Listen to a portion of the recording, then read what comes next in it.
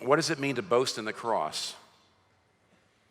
In your ministry, it does mean to remember that ultimately you're only boasting in the cross and you're not trying. Well, let me give you an example.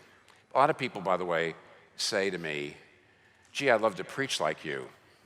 I say, why? What do you mean? And they say, well, you quote so many great books, and I don't know how you read so much, and I wish I could quote so many great books.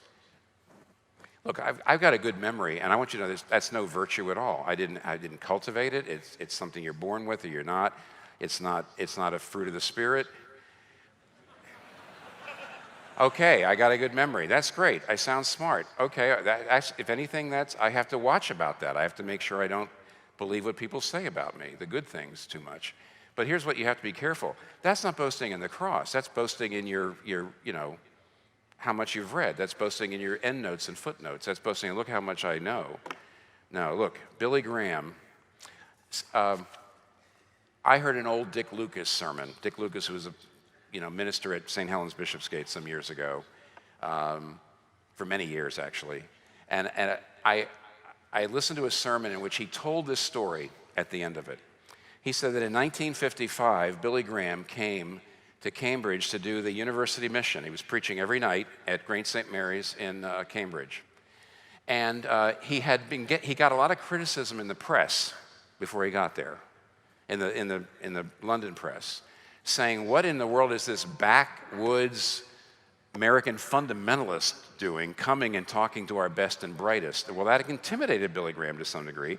And so the first several nights, he boned up on his Kierkegaard and his Nietzsche and his Sartre, and he had all kinds of these quotes.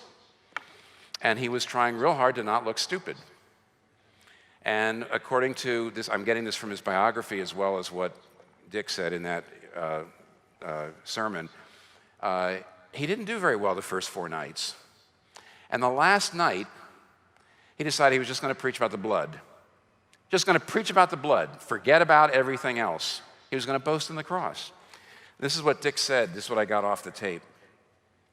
He said, I'll never forget that night. I was in a totally packed chancel, sitting on the floor, with the Regius Professor of Divinity sitting on one leg, the chaplain of a college who was a future bishop on the other. Now, both of these were good men in many ways, but they were completely against the idea that we needed salvation from sin by the blood of Christ.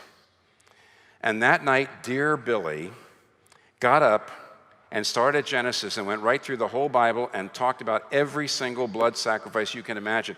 The blood was just flowing all through Great St. Mary's, everywhere for 3/4 of an hour, and both my neighbors were terribly embarrassed by this crude proclamation of the blood of Christ. It was everything they disliked and dreaded, but at the end of the sermon, to everybody's shock, about 400 young men and women stayed to commit their lives to Christ.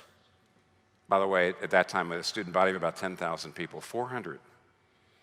And Dick remembers meeting a young curate some years ago, a Cambridge grad. He was at Birmingham Cathedral, and over a cup, he said to the man, Dick said, where did Christian things begin for you? Oh, the guy said, Cambridge, 1955. When? Billy Graham. What night? The last night. How did it happen? He says, all I remember is I walked out of Great St. Mary's for the first time in my life thinking, Christ really died for me. And Dick said, it was unbelievable to the dons and the professors that a man like that, preaching a sermon like that, could have totally changed the life of a young person like that. But so it did. Don't be ashamed of the cross. Boast in the cross, not just in your inner being, but in your ministry, and watch mountains move. Let us pray.